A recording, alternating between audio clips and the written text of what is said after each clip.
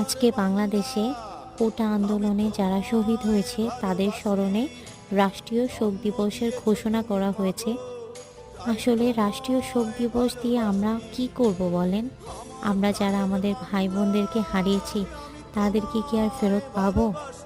চলেন আমরা সবাই মিলে তাদের জন্য অনেক অনেক বেশি করে আল্লাহর কাছে দোয়া করি, যাতে আল্লাহ তাদেরকে সবাইকে বেহেশতে নসিব করুক।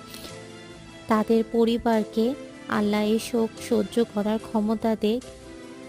প্রিয় ভাইরা, প্রিয় বোনরা, তোমরা যারা আমাদের দেশের জন্য প্রাণ দিয়েছ, আজ আমরা তোমাদের জন্য কিচ্ছু করতে পারলাম না, আমাদেরকে ক্ষমা করে দিও।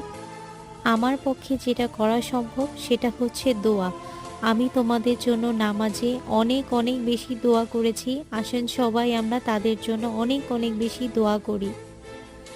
সব সময় যেন আমরা পড়ি লা হাওলা ওয়ালা